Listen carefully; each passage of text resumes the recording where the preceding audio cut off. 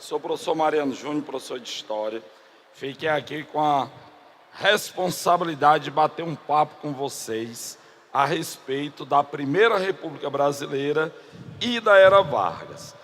Esses dois temas, somados ao Segundo Reinado, compõem uma linha de tempo frequente em todas as edições do Enem. Não apenas do chamado Novo Enem, que é esse que a gente faz, de 2009 para cá, mas até mesmo se você pegar a primeira fase do Enem, que não era ainda utilizado como porta de entrada para as universidades federais. Ou seja, na reta final, que não é agora, não é hoje, a reta final é lá em outubro, no momento em que você pensar, eu devo correr atrás e devo corrigir alguma deficiência em história do Brasil, é do Segundo Reinado até a Era Vargas, estarão lá com certeza diversas questões desses temas. Lógico que esse período histórico ele é vasto e complexo. E aí o que é que eu fiz? Selecionei exatamente os temas mais comuns nas provas do Exame Nacional do Ensino Médio, e é em cima disso que a gente vai trabalhar sobretudo hoje. Beleza? Antes de partirmos efetivamente para a resolução das questões, quero fazer aqui um apanhado geral, bater um papo rápido sobre algumas características cruciais desse momento da nossa história. Vamos lá. Primeiro, nos diferentes vestibulares, o período de 1889 a 1930 é tratado com várias nomenclaturas. Primeira República, República Velha, República Oligárquica, República do Café com Leite. E aí, o fato de termos diferentes nomenclaturas já demonstra claramente essa complexidade histórica. É um equívoco, por exemplo, quando você pega o governo do Deodoro da Fonseca, os governos do Deodoro da Fonseca e do Floriano Peixoto, e atribui a estes dois governantes a um governo militar. Não é.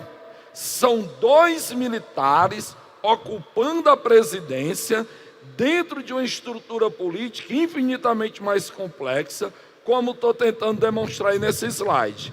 Quando Dom Pedro II ele é deposto, quando ele é retirado do trono, ele não é retirado por Deodoro da Fonseca, ele não é retirado pelos militares, ele é retirado por uma complexa aliança política republicana, onde os militares de tendência positivista, e aí coloquei a imagem de Benjamin Constant, o principal líder, a principal referência intelectual desse modelo republicano, centralizador, autoritário, que se aliou aos cafeicultores, que defendiam o liberalismo, inspirado na República Federalista Norte-Americana, que defende a descentralização. E aí chamo já a atenção para isso. Cara, o Brasil tem uma característica política muito interessante. Você pega teorias, ideologias antagônicas, díspares, que você lê a respeito e pensa, os caras são inimigos. E de repente, para alcançar o poder, eles estão andando juntos. Os militares defendem uma república centralizada na capital e com megapoderes para o presidente. Aí eu vou para os cafeicultores paulistas e os caras defendem a descentralização do poder, o federalismo republicano, que é o que nós vivemos hoje em dia, e vai se aliar a quem quer um poder centralizado. Para completar essa aliança, digamos, um pouco estranha, eu tenho cafeicultores, a galera rica para valer. E aí eles vão se aliar a quem? As camadas médias do Rio de Janeiro, que traziam na sua pauta a luta pela melhoria de vida para os trabalhadores. Ora, para a vida dos trabalhadores melhorarem, obviamente, a classe patronal tem que abrir mão de parte dos seus lucros, mas esses caras vão se unir também. Ou seja, o que fez com que militares, cafeicultores e camadas médias, com que positivistas, liberais e jacobinos dessem as mãos. Uma coisa em comum. O que era essa coisa em comum? O ódio à monarquia, o desprezo por Dom Pedro II. E aí esses três grupos se unem, derrubam o Império Brasileiro e fundam a nossa primeira república. Mas, professor Mariano, essa galera aí com tantas diferenças, perdão, na hora de montar o governo, o que é que vai acontecer? Porrada, né? O que é que vai acontecer? Disputa, briga, insatisfação, e depois de alguns anos, o que é que emerge dessa aliança inusitada? A aliança ou o poder dos cafeicultores. O que é que eu estou tentando mostrar? Todo mundo que era republicano se uniu para derrubar Dom Pedro II. Foram para os fights, derrubaram Dom Pedro II. Agora vamos ver dentre nós quem tem poder de articulação política, quem tem autoridade para comandar a república. Militares, cafeicultores e camadas médias brigam entre si, e quem assume o protagonismo? Os cafeicultores. Tanto que a república oligárquica do café com leite irá se formar a partir daí. Logo que foi proclamada a república, era algo tão novo e tão inesperado, que os caras, vamos tirar e mudar a bandeira do Brasil.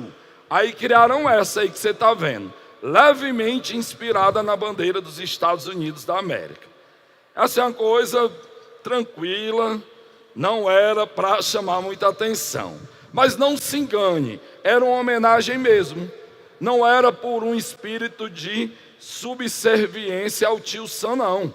Era uma homenagem pelo fato deles terem criado o sistema republicano federalista, terem sido as primeiras colônias a proclamarem a independência, e aí faz essa homenagem. Quem gostou? Ninguém. Não gostei, vamos mudar. Tanto que só durou até o dia 19 de novembro de 1889. A república foi proclamada no dia 15. Aí pegaram a bandeira imperial e deram só uma ajeitada, só mudou o centro. Botaram Ordem e Progresso, que era um resumo, digamos assim, do lema positivista, como você está lendo aí. Amor por princípio, ordem por base, o progresso por fim. Aí colocam ordem e progresso, as estrelas representando os estados da federação. Modificaram inclusive o significado das cores. O verde e o amarelo na bandeira imperial eram as cores da família imperial brasileira. Os Habsburgo, por parte de Dona Leopoldina, e o Dom Pedro I, por parte dos Bragança. Aí, meu irmão, não dá para a gente ficar lembrando desses caras. Aí reinterpretaram as cores da bandeira do jeito que todo mundo aqui aprendeu. O verde das matas e o amarelo do ouro do Brasil. Mas foi um ressignificado aí para o período republicano, que queria apagar a sua memória imperial. E aí os republicanos tinham por objetivo criar dentre vários, criar uma identidade entre o povo e a república. Daí inúmeros quadros e inúmeras obras para tentar fazer isso. Tiradentes, para ficar no exemplo simples, é um herói criado na república. Tiradentes, durante todo o império, era ninguém, não havia representatividade alguma no movimento da Inconfidência Mineira. Foi um grupo de rebeldes que pensou em fazer uma rebelião, acabou preso e mataram um, pronto. E aí na república vão exaltar Tiradentes como herói desse sistema.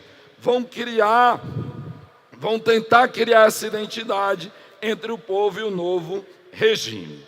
Falando de novo regime, como passamos da monarquia para a república, fazia-se necessário uma nova Constituição. A Constituição de 1824 do Império, até hoje, é a Constituição mais longeva, e essa Constituição, a de 1824, durou até a promulgação dessa, ou melhor dizendo, até a proclamação da República. Aí, no período republicano, a gente muda muito de Constituição, mas vamos nos concentrar nessa.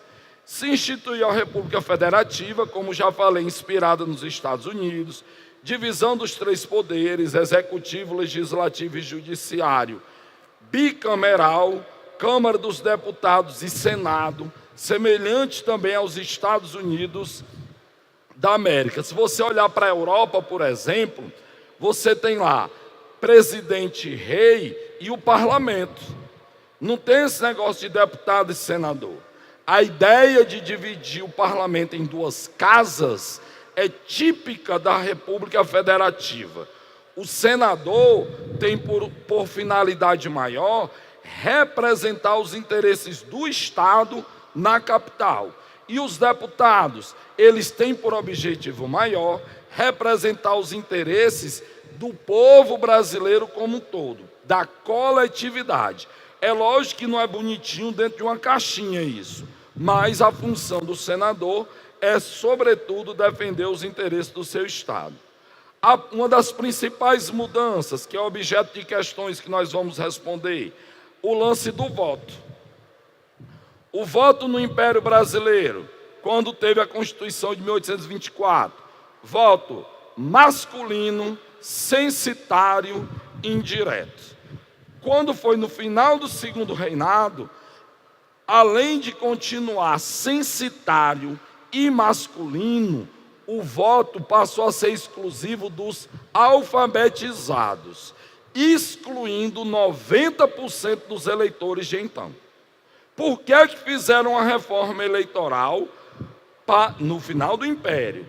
Para excluir eleitores, porque é um modelo político excludente.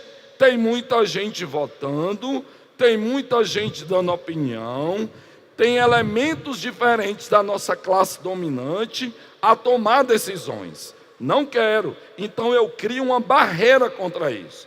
A única novidade positiva, digamos, foi ter o voto direto.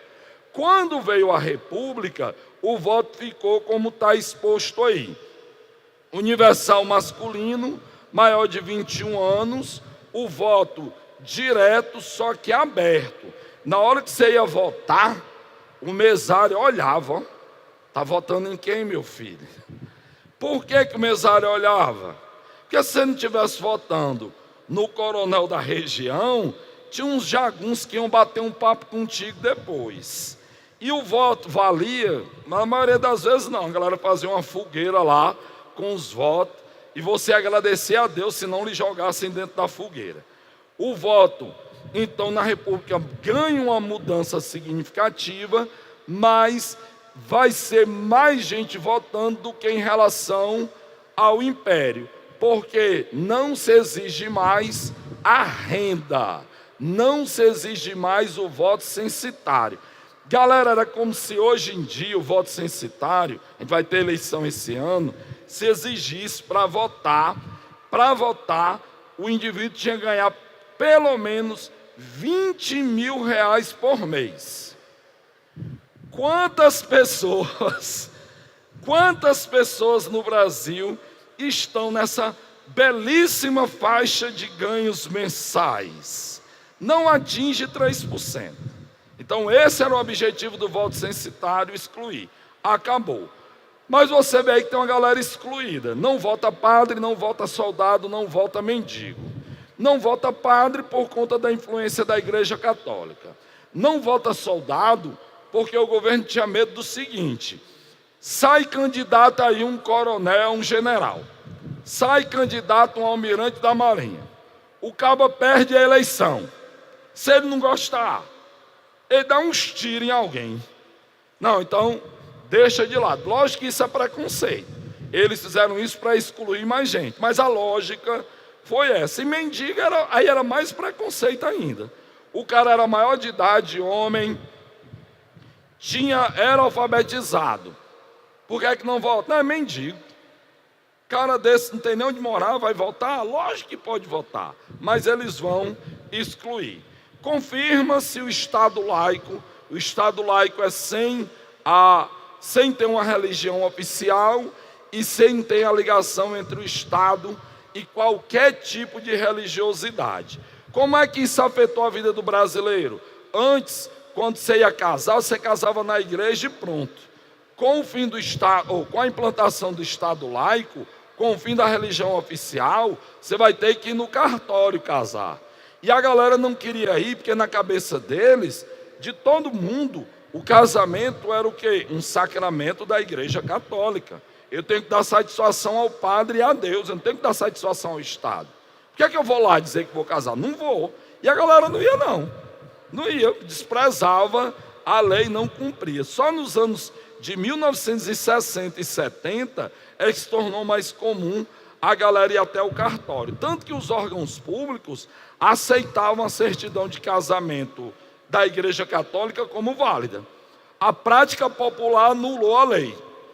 Mas o pessoal falou, não vou. E pronto, não vou, e desprezaram a galera. E a Constituição de 1891 chama também a atenção pela criminalização da cultura negra. Jogar capoeira virou crime, praticar rituais afro-brasileiros virou crime. A primeira droga criminalizada no Brasil foi a maconha. O cara, não, maconha não pode, o pessoal fica muito doido, sai roubando todo mundo, taca fogo em tudo. E cocaína você comprava na farmácia. Ópio, doido na rua comprando e vendendo e ninguém fazia nada. Por que criminalizar a maconha? Porque era a droga consumida pelos negros, sobretudo os estivadores nos portos do Rio de Janeiro, Santos e Brasil afora. Uma das principais características da política brasileira na República Velha foi o clientelismo, que é basicamente a troca de favores. Ainda bem que isso não existe mais, né? A gente não vê isso acontecendo. Jamais nos últimos 50 anos você tem alguém oferecendo uma grana para a pessoa votar nele, né? Ninguém oferece emprego no Brasil para ganhar voto. Hoje em dia estamos aí transformados. Lógico, galera, que estou usando de sarcasmo, inclusive para fazer de novo um alerta, já que é ano eleitoral. Não caia nessa, não venda, denuncie, brigue e evite que essa prática continue. Já diminuiu drasticamente, graças a Deus, e a melhoria da educação do povo, mas ainda assim existe. O que você puder fazer para evitar esse tipo de absurdo, faça. Mas eu conheço não sei quantos que fazem. Tudo safado, não faça você. Não faça você. Não venda e não deixe vender. A galera vai comprar voto do eleitor, mesmo que o eleitor não quisesse. A coação do eleitor se dava de duas formas, no chamado voto de cabresto. O coronel chegava e dizia: eu vou lhe dar aqui uma grana para você votar em mim, ou no meu candidato. Se o eleitor dissesse que não, não quero. Mas você é pobre, companheiro, você é liso. Você é liso. Tome dinheiro, não quero, eu quero votar em quem eu acredito. E agora, como faz? Aí o coronel manda dar umas porradas nele. Ou seja, muita gente vendia o voto naquela época por 3 motivos. Primeiro, a extrema pobreza. A miséria que faz o cara vender o voto. Segundo motivo da venda do voto: se eu não vender, eu vou ser vítima da violência política. Alguém vai me bater, vai agredir alguém da minha família, eu posso morrer por causa disso. E o terceiro motivo da venda do voto é que, caso você não o fizesse, você podia ser expulso das terras onde você morava. Você poderia ser demitido do emprego que você tinha, independentemente dele ser público ou não. E aí, a galera coagida acabava votando no que nós chamamos de voto de cabresto. Aí só um exemplo típico e que se relata da época, aí a galera trocando o voto por dentadura. Minha família é do interior do Rio Grande do Norte, e eu via, aliás, minha avó e minha mãe falavam exatamente dessa cena, a galera trocando o voto por dentadura. Óculos, por óculos era mais louco ainda. Como é que escolhia o óculos? Botava lá uma mesa cheia de óculos, foi sair experimentando, ó. Tá massa, ó. Não tinha exame. Aí eu pegava o óculos e voltava no cara e depois ficava com dor de cabeça o resto da vida. Chamar o eleitor de burro, nessa época aí, hoje em dia você pode chamar, mas nessa época, chamar o eleitor de burro do voto de cabresto era uma visão preconceituosa, porque como eu acabei de dizer, o cara vota coagido, o cara vota ameaçado, o cara vota para conseguir a comida para botar na mesa. Mas essa era a visão que quem tinha do trabalhador, o jornalista, o intelectual urbano, o cara da classe média, aquele que desconhecia a realidade que o povo vivia. Como a galera desconhecia, acreditava que o cara vendia por vender, e não era, era por necessidade, ok? Você vai ter também, dentro da estrutura de eleição da República Velha, as fraudes eleitorais. Gente morta que votava. O caba pegava o título de eleitor da cidade, do distrito, do bairro, da galera que tinha morrido, levava lá na sessão eleitoral, dava lá 10 contos para outra pessoa entrar e votar pelo cara. Dava lá o dinheiro, outra assumia a identidade e votava. O mesário podia até olhar e dizer, rapaz, é a 4ª vez que o senhor vem votar, né? Não, porque eu tenho 4 irmãos gêmeos, estamos aqui na mesma sessão. Outros tipos de fraude, era o mesário alterar o voto, ou mesmo com toda essa roubalheira, o candidato do governante da região não alcançou sucesso, o que é que eles faziam? Queimavam a urna e davam a vitória a outra.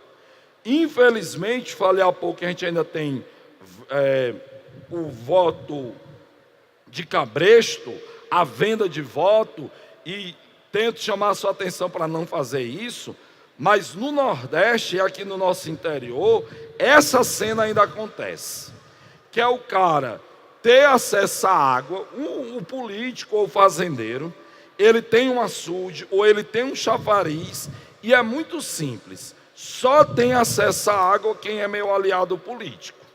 Cara, a gente vem aí de 7 anos de seca, apesar desse ano ter dado uma melhorada, mas não recuperou muito o que se esperava, e o cara nega água, ou diz, só tem água se você votar em mim, é jogar com a miséria alheia. Então, temos aí algumas permanências dessas práticas eleitorais nefastas.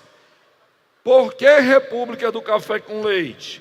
Porque quando acabou aquela briga entre os 3 grupos, como falei há pouco, e emerge a República já organizada, São Paulo e Minas vão se revezar no comando da República Brasileira. Por que São Paulo e Minas? Os dois porque eram muito ricos em decorrência do café. Só que Minas Gerais não era tão rica quanto São Paulo, mas tinha algo que São Paulo não tinha. Gente, o maior colégio eleitoral do Brasil era Minas Gerais. E São Paulo sabia que para eleger presidente tinha que ter o apoio de Minas Gerais. Então o que é que ele faz? Vou lá conversar com os caras, vamos fazer uma aliança para que venhamos a nos revezar no comando da República. Qual era o grande interesse de São Paulo e Minas? O maior interesse, que a presidência da República tivesse uma política econômica de valorização do café. Daí aquilo que, se Deus quiser, todo mundo aqui lembra, de políticas como o Convênio de Taubaté, onde houve uma superprodução de café, daí vem o governo e compra o excedente de café, para vender depois. Esse depois nunca chegou, e o que foi que os governos fizeram? Tacaram fogo no café, jogaram em alto mar, jogaram nas estradas simplesmente para apodrecer. Não tinha para quem vender, e o custo disso foi para o Brasil inteiro. Professor Mariano, como é que o estado do Ceará, o Nogueira Scioli, o principal oligarca daqui, aceitava que os impostos de Fortaleza, de Quixadá, de Crateús, de Juazeiro do Norte, saísse daqui para alimentar os cofres de oligarquias riquíssimas e poderosas. Gatões bem simples. Nogueira, Scioli, todos os governadores do Ceará nessa época foram comprados. Eles recebiam dinheiro, eles recebiam cargos públicos, tinham direito a nomear um ministro, um secretário, tinham direito a ter alguma vantagem. E aí os caras se calavam diante desses abusos. Então a República do Café com Leite é esse revezamento entre esses dois estados para manter a valorização do café. Os dois ricos por causa do café, São Paulo mais rico que Minas e Minas poderoso por causa do seu colégio eleitoral. Quando falei da compra de votos, citei o clientelismo. O clientelismo se dá entre o eleitor e o político, mas o clientelismo se dá também da forma que está aí nesse gráficozinho. O coronel e o governador e o presidente. Todo mundo troca voto, dinheiro, cargo público com um único objetivo: manter-se no poder. É a prática mais nefasta que temos na história republicana brasileira e presente ainda hoje no nosso cotidiano, certo? Quem está na máquina pública oferece cargo, oferece obra, oferece tudo. E essas obras, obviamente, o dinheiro muitas vezes era desviado. O presidente chegava para o Nogueira Scioli e dizia: meu brother, tome aí dinheiro para fazer 10 açudes no Ceará. Aí o Nogueira Scioli chegava aqui, reunia os prefeitos. Pessoal, recebi uma grana aí para a gente fazer 5 açudes. Ele já comeu 5. Aí os prefeitos: massa, vamos anunciar para o povo. Meu povo, vamos construir 2 grandes açudes. Um na região norte e outro na região sul. E aí a população ia sendo dilapidada e ferrada. Pronto. Feita essa explicação, mais rápido que quem rouba, vamos responder aqui essas questões primeiras. Eu não botei no slide, quero que você olhe para a apostila. Em 1881, a Câmara dos Deputados aprovou uma reforma na lei eleitoral brasileira, a fim de introduzir o voto direto. A grande novidade, porém, ficou por conta da exigência de que os eleitores soubessem ler e escrever. As consequências logo se refletiram nas estatísticas. Em 1872, havia mais de 1 milhão de votantes. Já em 1886, pouco mais de 100 mil cidadãos participaram das eleições parlamentares. Houve um corte de quase 90% do eleitorado. Nas últimas décadas do século XIX, o Império do Brasil passou por transformações, como as descritas, que representaram, e tem a ascensão dos homens bons, não. Homens bons é lá do período colonial, das câmaras municipais, não tem a ver com o nosso contexto. Item B, restrição dos direitos políticos. É essa a alternativa correta.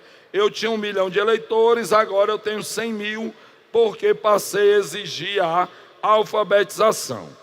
C, superação dos currais eleitorais. Curral eleitoral é uma característica da República Velha que nós tratamos agora. Alternativa D, afirmação do eleitorado monarquista.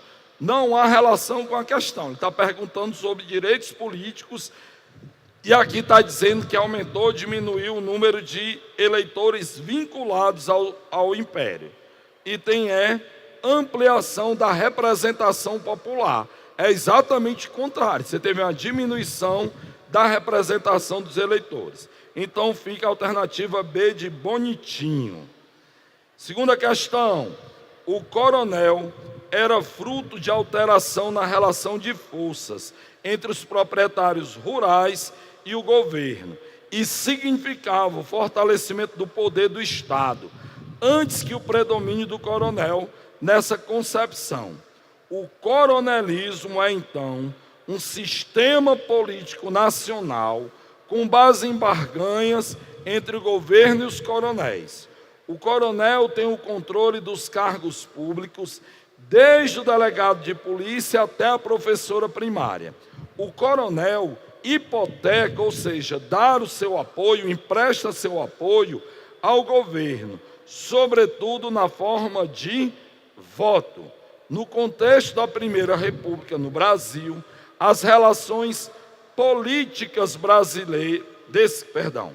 as relações políticas descritas baseavam-se na, item A, coação das milícias locais. Aí, tinha milícia, tinha ameaça física, mas não é disso que o texto está falando. O texto está falando de conchavo, de aliança. E milícia local oficial, você tinha na época da regência, que era a Guarda Nacional. Aí era a milícia real. Item B, estagnação da dinâmica urbana. Não. Na Primeira República, cidades como as capitais, Rio, São Paulo, Fortaleza, Recife, vivenciaram um crescimento econômico significativo. Tivemos um aumento da população no que era Fortaleza naquela época, que se restringia basicamente ao centro, hoje ainda até a Jacarecanga, onde você tinha as vilas operárias, as primeiras fábricas indo na direção da Barra do Ceará, pela Francisco Sá, e ali era Fortaleza. Então houve um dinamismo urbano, e aqui está dizendo que estagnou, e não tem relação com o texto.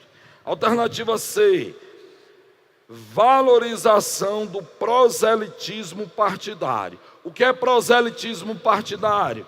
É quando o cidadão fica trocando de partido todo ano para se candidatar por diferentes forças políticas. Isso é proselitismo. Não havia naquela época, ou era muito pouco. Item D, disseminação de práticas clientelistas, que é o correto. Só um detalhe, o poder do coronel, ele diz que está centrado em quê? Na quantidade de votos que o cara tem. Qual o nome que se dá isto? Curral eleitoral. A quantidade de votos que um coronel domina é o curral eleitoral. A alternativa é centralização de decisões administrativas. República Velha é federalismo, é o poder descentralizado. Terceira questão, o problema central a ser resolvido pelo novo regime era a organização de outro pacto de poder que pudesse substituir o arranjo imperial com um grau suficiente de estabilidade. O próprio presidente Campos Salles resumiu claramente seu objetivo. É de lá, isso é o Campos Salles falando no Rio de Janeiro, é de lá dos estados que se governa a república, por cima das multidões que tumultuam agitadas nas ruas da capital da União.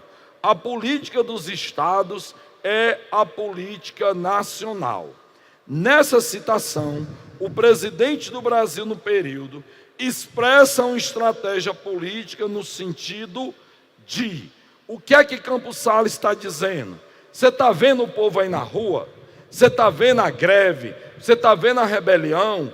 Não me interessa. O povo está reivindicando, não me interessa. Chama a polícia, chama o exército, reprima. Política se faz acima do povo, política se faz entre os grandes. Ele está falando exatamente na política dos governadores, onde o presidente e os governadores vão negociar os apoios aqui já citados, as trocas de favores, sem jamais ouvir o clamor das ruas. Quando houver um clamor das ruas que alterar a ordem, o que é que o Estado faz? Repressão, repressão, repressão. Não me importo com aquilo que os movimentos sociais no campo e na cidade o façam. Professor, como tinha muita repressão, aí o povo ficava com medo, né? Não, nunca ficou. Lembre aí da República Velha. Você tem o movimento da revolta da vacina, revolta da chibata, revolta dos 18 do Forte, Coluna Prestes, movimento sindical anarquista e comunista, e só na cidade. Você tem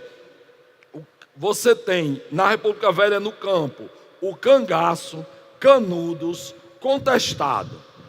Pessoal, a República Velha durou 40 anos. Você teve 11 revoltas armadas. Armadas é confronto, é bala. Não é igual a gente, não. Se eles tivessem a máquina do tempo que eles chegassem hoje em dia, eles iam dizer que a gente era frouxo, né? Povo frouxo. Vai para a rua, leva uma cartolina, ó. Vem para a rua. A galera levava era bala, levava foice, levava o que tivesse na mão, quando seus interesses não eram atendidos. Quer dizer que eles conquistaram muita coisa? Infelizmente não. Mas quebre essa sua ideia de que o povo brasileiro, a sua não, do senso comum, de que o povo brasileiro é um povo pacato, o povo brasileiro não faz nada. Pessoal, 10 revoltas armadas em 40 anos, eu acho um bom número. Eu acho um bom número. E se você pegar qualquer período da nossa história, rola isso também. Vamos aos itens. Alternativa A. Fala que ele queria governar com adesão popular. Jamais, acabei de desmentir isso. Alternativa B. Atrair o apoio das oligarquias regionais. É o item correto. C. Conferir maior autonomia às prefeituras. Não há relação com isso. D. Democratizar o poder do governo central. São contrários à democracia. São elitistas, oligarcas. E. Ampliar a influência da capital no cenário nacional. Não, eles querem o controle da política e cada estado cuide da sua vida. Não fique também achando que só São Paulo e Minas mandavam. Não era. Bahia, Rio Grande do Sul, Rio de Janeiro eram estados importantes. Controlavam o Senado, controlavam a Câmara dos Deputados, tinham peso político, mas aliados a São Paulo e Minas. Beleza? A quarta questão eu vou pular porque trata do mesmo tema da política dos governadores. Adianto a alternativa C como a correta. A quinta questão diz assim: completamente analfabeto, ou quase sem assistência médica, não lendo jornais nem revistas, nas quais se limita a ver figuras. O trabalhador rural, a não ser em casos esporádicos, tem o patrão na conta de benfeitor. No plano político, ele luta com e pelo coronel. Aí estão os votos de cabresto, que resultam em grande parte da nossa organização econômica rural.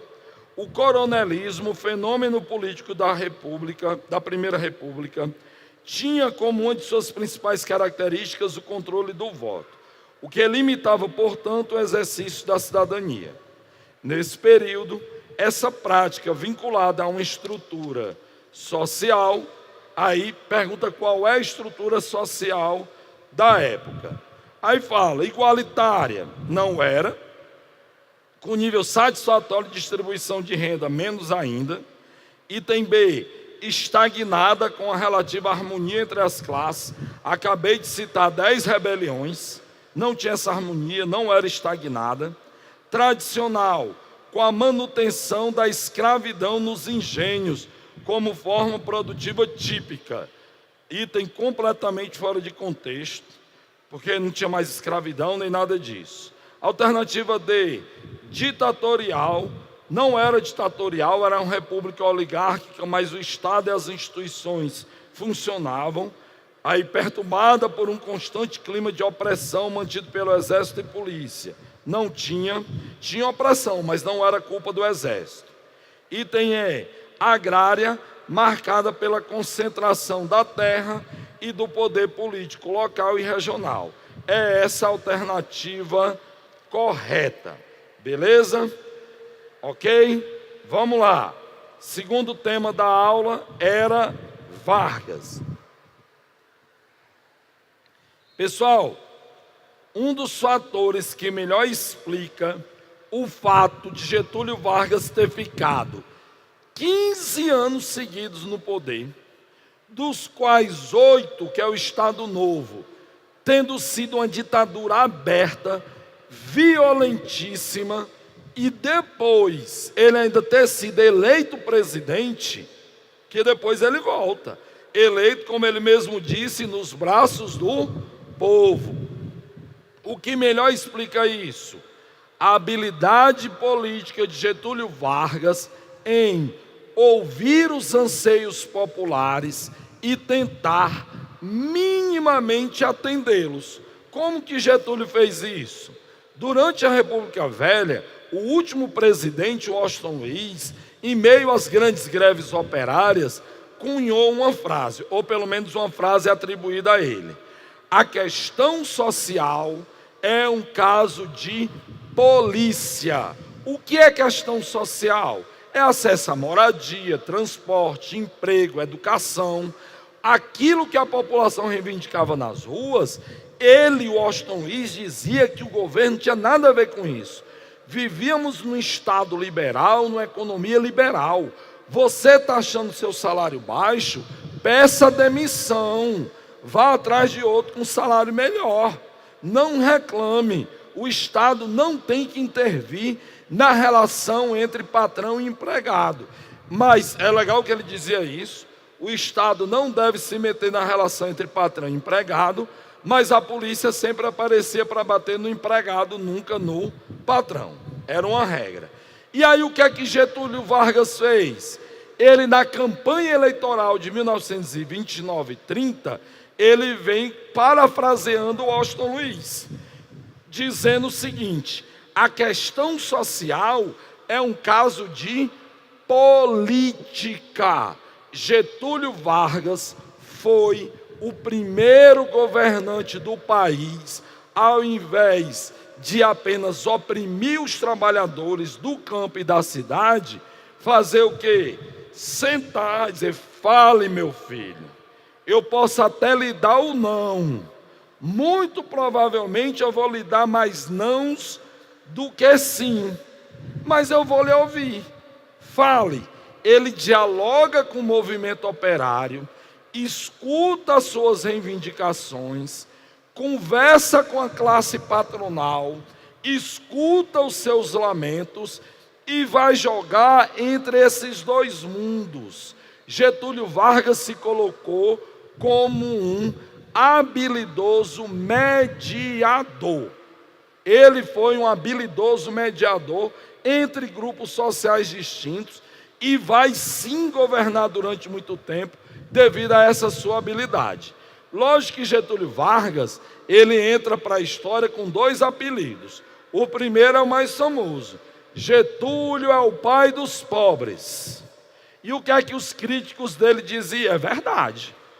Getúlio é o pai dos pobres e é a mãe dos ricos. Naquela época, década de 30, 40 e 50, dentro da família patriarcal mais tradicional, qual era o papel da mãe? Cuidar, alimentar, afagar, proteger. Qual era o papel do pai? Sustentar, pagar as contas e, se o menino botar boneco, dar uma surra nele. Era exatamente isso que ele fazia. Com os pobres, ele vai negociar e conceder muitos direitos trabalhistas, mas quando esses não rezavam na sua cartilha, o que é que ele fazia? Chama a polícia e mete a chibata. E para os patrões, é a mamãe, é empréstimo com juro baixo, é aumentar a taxa alfandegária para não ter concorrência de produto estrangeiro, é perdão de dívida de impostos. Aí é bom demais, Júnior, é só abraçar, é só correr para um abraço. Está errado, mas ele conseguiu isso, professor. E a galera não percebia não, essa jogada dupla dele, percebia. Mas durante 40 anos, o que é que a República Velha fez? Peia, peia, peia. Getúlio Vargas vai ouvir o movimento operário e conceder parte dos direitos trabalhistas, que a gente vai ver já já. Outro mérito de Getúlio, que é um ditado piegas, mas serve: Não basta a galinha botar o ovo, tem que cacarejar. Getúlio modificou a política trabalhista, modificou a política econômica, modificou um bocado de coisa. Mas onde é que estava novamente a sua habilidade? Eu tenho que divulgar isso. Eu tenho que mostrar para todo mundo o que o meu governo faz. E aí ele criou o programa A Voz do Brasil. Quem escuta a rádio sabe que até hoje, às 19 horas, hoje em dia está mais maleável, mas tradicionalmente, às 19 horas, você escuta a música, a ópera O Guarani, de Carlos Gomes, e começa o programa político do Estado brasileiro. Quando Getúlio criou, era 1 hora só passando notícia boa do governo dele, não tinha uma crítica. É a imprensa chapa branca. Gatões, gatonas, por que é que o programa é às 19 horas? Não era a loucura que é hoje, que a gente vive. Você trabalhava, todo mundo trabalhava até às 17 horas.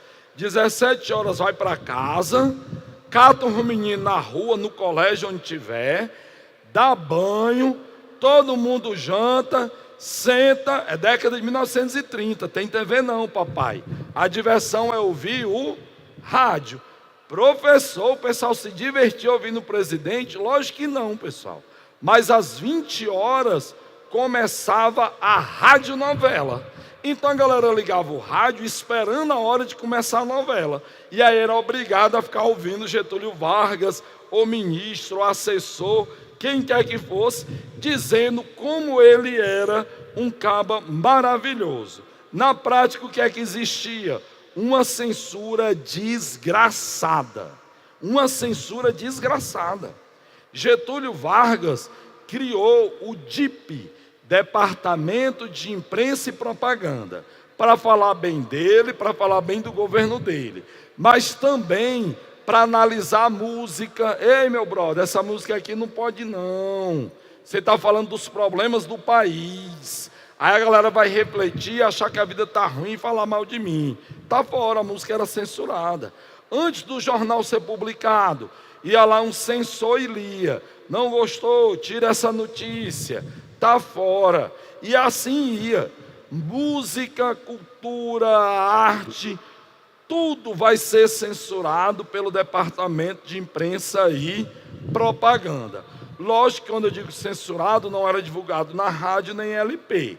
O samba, por exemplo, sempre teve uma questão social muito vívida, uma crítica social muito vívida. Aí o samba que toca na rádio é o samba Exaltação, cujo melhor exemplo é do Ari Barroso, com a Aquarela do Brasil.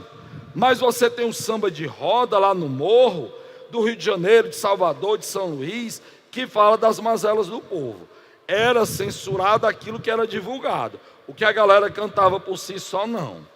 Getúlio Vargas foi atrás de construir uma memória afetiva boa para ele através da educação. Isso aí é a contracapa de um livro de...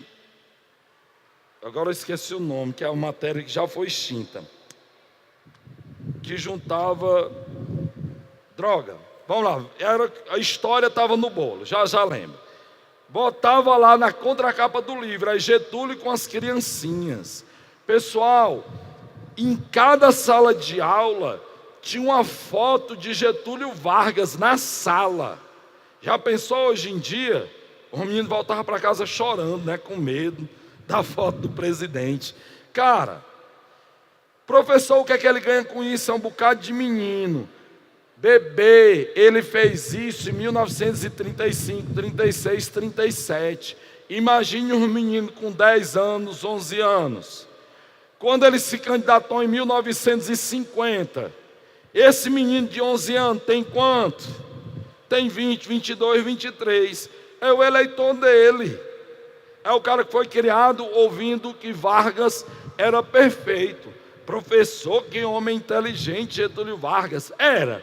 Mas isso tudo que eu falei agora, dessa propaganda, manipulação, censura, ele se inspirou em 3 figuras europeias fantásticas: Mussolini, Stalin e Hitler.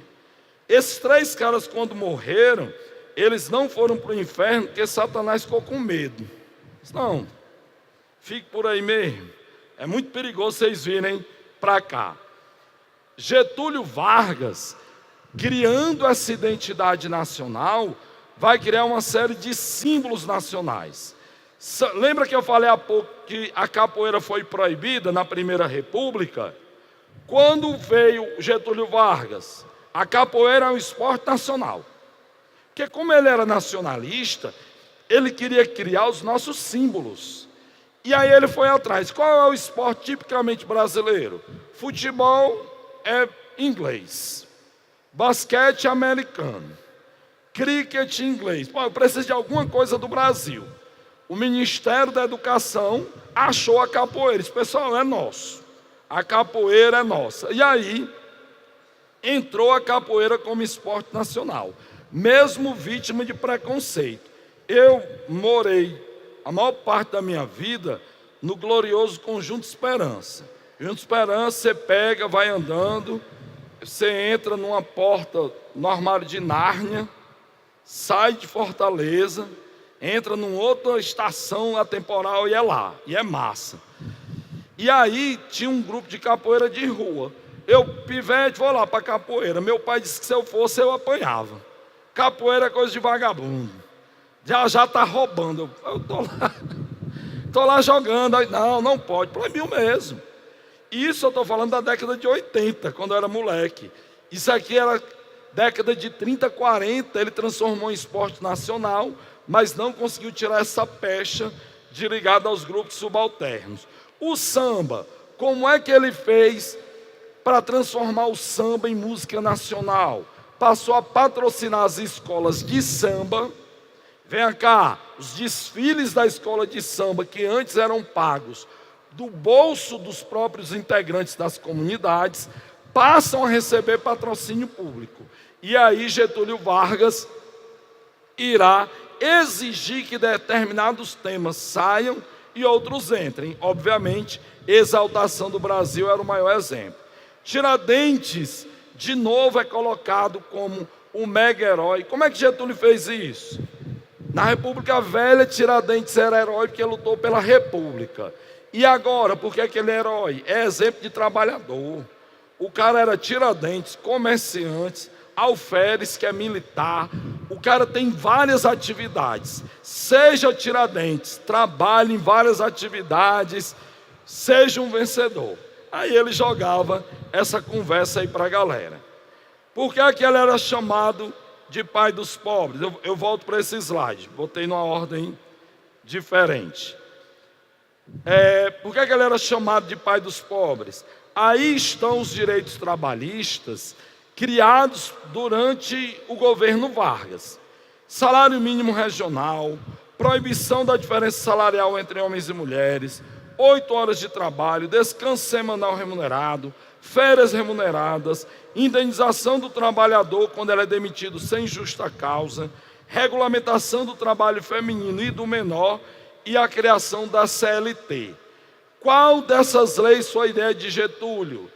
Nenhuma. O DIP vendeu essa ideia no programa Voz do Brasil. Hoje o grande presidente Getúlio Vargas vem informar a toda a população brasileira que o trabalho para menores de 14 anos está proibido no Brasil. A criança deve frequentar a escola, se divertir, blá, blá, blá, blá, blá, blá. A ideia foi de Getúlio? Não. A ideia foi dos sindicatos. A ideia foi dos operários. Todas essas leis foram ideia dos operários. Mérito de Getúlio ter ouvido e colocado em prática junto com o parlamento brasileiro. Deputados e senadores aprovaram todas essas leis. Getúlio, o mérito político dele foi parecer que ele teve a ideia, ele botou em prática, ele fez tudo. A piada do futebol, ele corre pela ponta direita, cruza, corre de novo para o centro, cabeceia e faz o gol. Não é uma ilusão, é uma mentira deslavada. Mas enfim, é mérito dele ter ouvido e mérito dele ter puxado para si aí a ideia de benfeitor. Onde é que você vê que ele não era tão benfeitor? fazer greve era crime, papai. Fazer greve. Ah, professor, mas ele criou um bocado de coisa legal. Sim, aí pronto, é obrigado, todo mundo está feliz. E quem estava insatisfeito não podia se manifestar, vai para a cadeia. Proibiu o lockout, que é uma espécie de greve patronal. É tipo, pronto, a greve dos caminhoneiros agora, não sei se vocês viram, está tendo uma acusação contra os donos de transportadoras, que eles teriam incentivado a greve para baixar o diesel e aumentar o preço do frete. Isso é lockout, é proibido até hoje. É o cara usar o poder econômico em conluio com outros para paralisar a economia do país. Foi criado aí na época de Getúlio Vargas. Ele criou os sindicatos pelegos, porque a maioria dos sindicatos no Brasil eram adeptos da ideologia anarquista e comunista. Pô, a galera que radicaliza a luta, vai às ruas, briga com quem tiver que brigar para garantir o direito dos trabalhadores. O que é que Getúlio faz? Manda esse povo todinho para a cadeia e forma sindicato ligado ao Estado. O cara é líder sindical, os trabalhadores votam nele, aí ele vai lá negociar o aumento salarial. Aí chega na mesa, eu quero 12% de aumento para os comerciários de Fortaleza. Aí os patrões olham e dizem, rapaz, vamos fazer o seguinte, a gente vai dar 4% de aumento e para você e a direção do sindicato, a gente dá um agrado. Aí o cara fechado, volta para os trabalhadores e diz o quê? Pessoal, só dá certo 4% mesmo. E ele, como líder operário, usando sua influência política, convence os trabalhadores, ao invés de 12%, vamos aceitar os 4%. Isso é sindicato pelego. É o cara que se diz representante dos trabalhadores, mas que se vende ou para o Estado ou para a classe patronal. Foi criada a Justiça do Trabalho para dirimir as disputas entre trabalhadores e patrões. Porque a quantidade de processos que ocorrem até hoje são gigantescas. A Justiça do Trabalho hoje, ali na Avenida Duque de Caxias, são 2 prédios gigantescos, dezenas de salas, lotado manhã, tarde e noite, e ainda tem processo online, por conta das confusões entre patrões e empregados. Por isso que foi criado. E ele, Getúlio Vargas, vai transformar o dia 1º de maio numa comemoração cívica. Galera, dia 1º de maio, tradicionalmente, era um dia de luta, reivindicação e tal. O que é que Getúlio faz? Espertamente. O pessoal ia para a greve no dia 1º de maio, ia para as ruas, falar mal do governo, da classe patronal. O que é que o governo faz? Vamos fazer um show. Aí imagine você, trabalhador, trabalhadora, cansado, desesperado, num dia do feriado você tem 2 opções: ir para a greve, para a manifestação, onde provavelmente vai levar umas porradas, e a outra é você ir para um show lá na praia de Iracema, com chão de aviões, as coleguinhas, Luan Santana, sorteio de 10 carros, 5 apartamentos, só para você estar lá. E aí, meu brother? A única dúvida é se eu vou de tênis ou chinelo, né, para a praia. A dúvida para onde eu vou eu não tenho, a dúvida é qual calçado irei utilizar. Protetor solar, fator 30 ou 50. Não tem, ele vai atrair a galera pelo entretenimento. Lógico que na época dele tinha lá os espetáculos, mas a figura central era o próprio Getúlio Vargas. A galera ia para a comemoração do 1º de maio para ouvi-lo falando.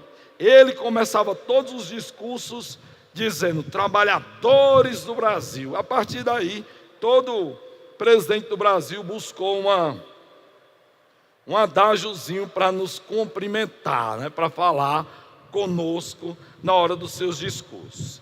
E encerrando, para irmos para as questões, o controle da classe operária. Como Getúlio Vargas controlou a classe operária? A gente já falou sobre isso, aqui é só para organizar as ideias. Contempla as reivindicações do movimento operário, atende o que eles queriam e vai reprimir quem tentava ser sindicato independente. É assim que Getúlio Vargas irá agir com o movimento sindical. E, infelizmente, por causa dele, o movimento sindical no Brasil passou a ser um movimento sindical meio frouxo mesmo. Os cabras negociam com o Estado e pronto, não houve mais a classe operária. É meio estranho, eu vou fazer uma manifestação contra alguém que eu me reúno toda semana para a gente bater um papo. É mais fácil ser aliciado do que qualquer outra coisa.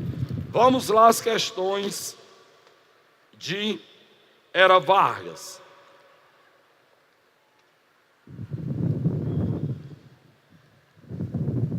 Teve só uma coisa que eu esqueci de citar, importantíssimo. A outra mudança no voto. Não, quando for responder a questão eu falo. Vamos lá. Sexta questão. Durante o Estado Novo, os encarregados da propaganda procuraram aperfeiçoar-se na arte da empolgação e envolvimento das multidões, através das mensagens políticas. Nesse tipo de discurso, o significado das palavras importa pouco, como declarou Goebbels. Não falamos para dizer alguma coisa, mas para obter determinado efeito. O controle sobre os meios de comunicação foi uma marca do Estado Novo, sendo fundamental a propaganda política, na medida em que visava alternativa A, conquistar o apoio popular na legitimação do novo governo. Está corretíssimo, é o item A correta. Alternativa B, ampliar o envolvimento das multidões nas decisões políticas. Getúlio Vargas nunca chamava o povo para debater, ele sempre exclui. C, aumentar a oferta de informações públicas para a sociedade civil. Ele vai aumentar o número de informações que agradam ao seu governo. Ele aumenta o acesso à informação, aquilo que as pessoas desejavam. Aliás, aquilo que ele queria, não aquilo que as pessoas desejavam. Alternativa D, estender a participação democrática dos meios de comunicação no Brasil. Mostramos fartamente que era apenas repressão.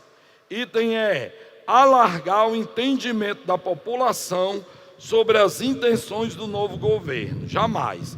Pai Getúlio Vargas, aí chama a sua atenção aqui, ele conseguiu um dos maiores feitos políticos de todos os tempos. Ele deu um golpe de Estado nele mesmo.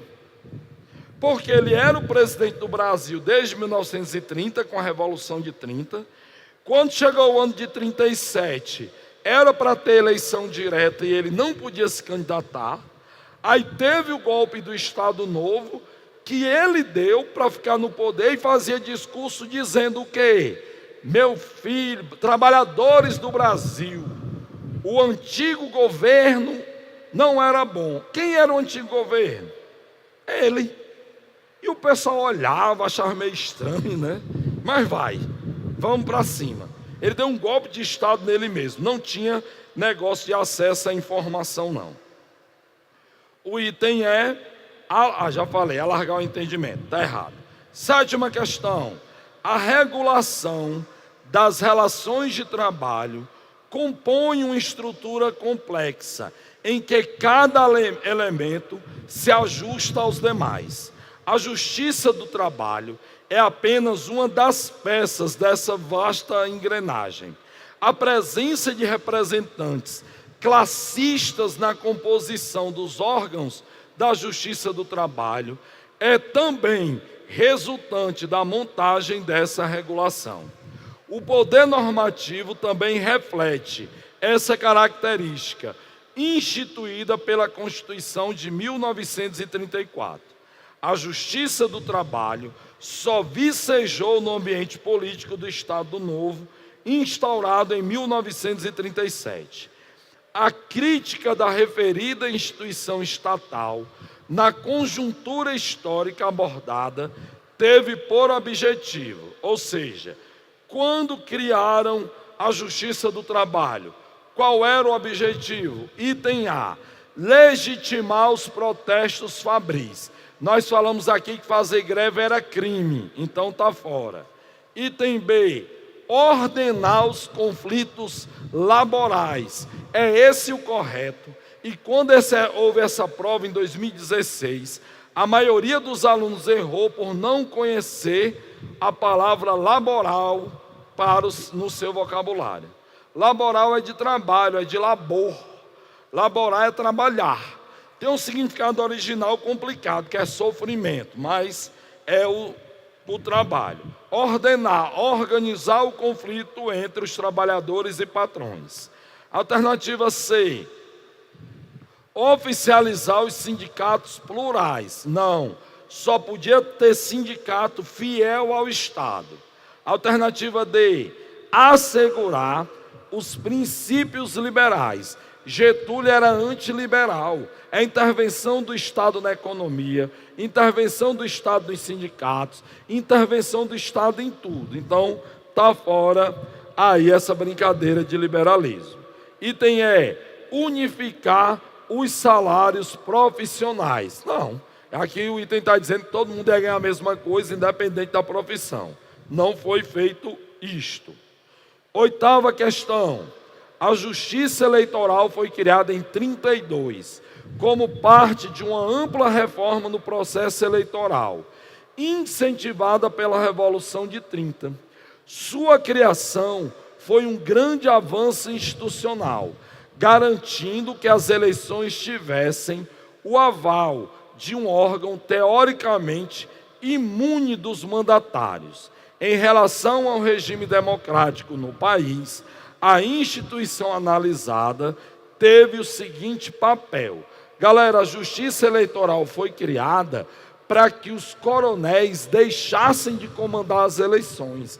Na República Velha, além de todos aqueles atos de violência já citados, quando tinha eleição, quem conta os votos, quem nomeia o mesário, quem organiza tudo, é o próprio coronel.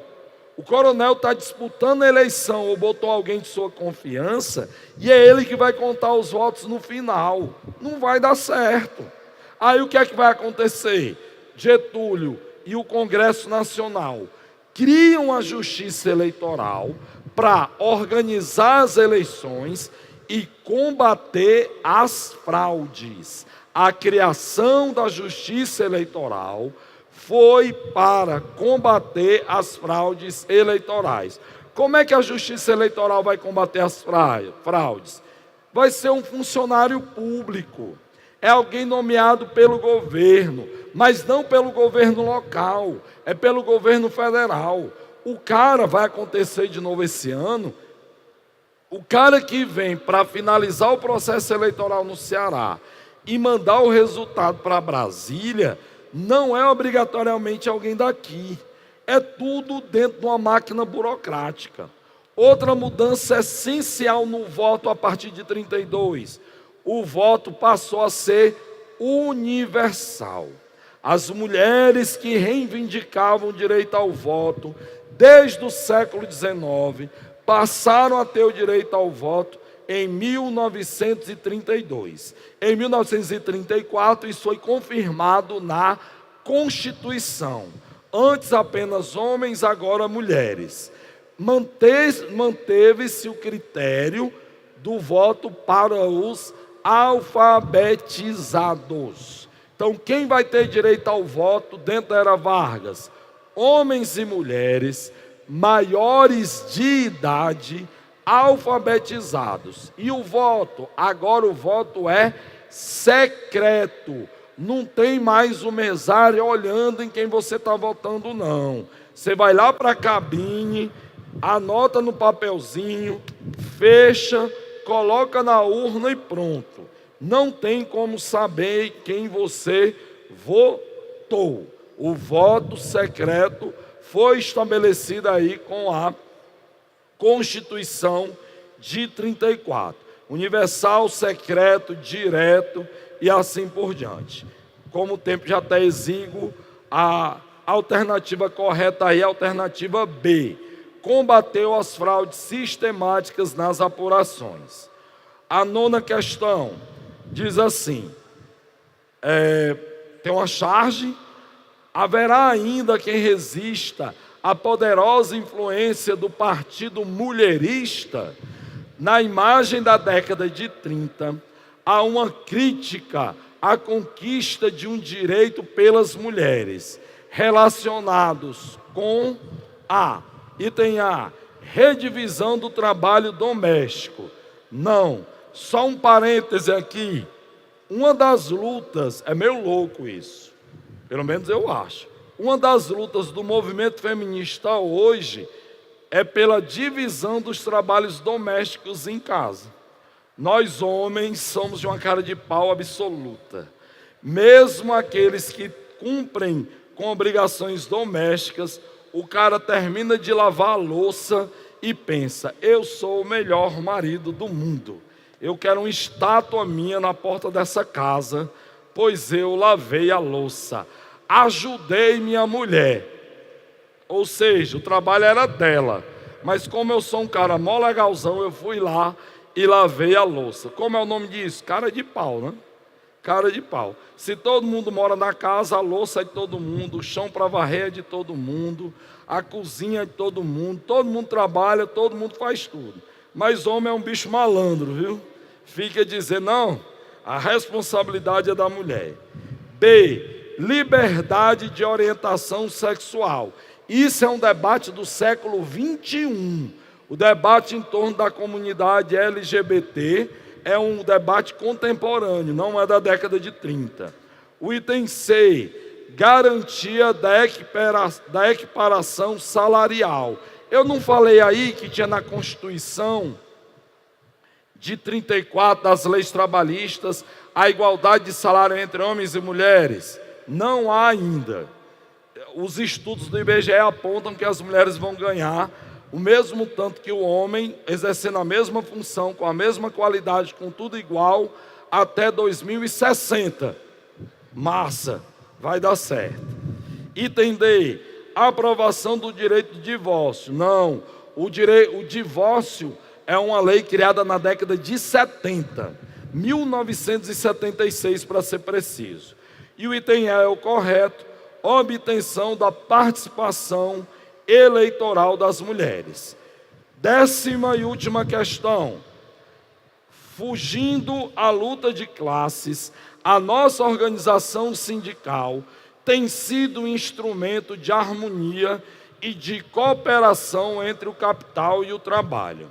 Não se limitou a um sindicalismo puramente operário, que conduziria certamente à luta contra o patrão, como aconteceu com outros povos. Nesse documento oficial, à época do Estado Novo, é apresentada uma concepção de organização sindical que, item A, elimina os conflitos no ambiente das fábricas. Nunca foi abolido o conflito em ambiente de fábrica, porque o confronto entre patrão e empregado sempre vai acontecer. Item B, limita os direitos associados do segmento patronal. Não vai limitar. Falei aqui que Getúlio Vargas era o quê? Um mediador. Ele vai tentar fazer aquilo que os trabalhadores queriam e vai tentar fazer aquilo que os patrões desejavam.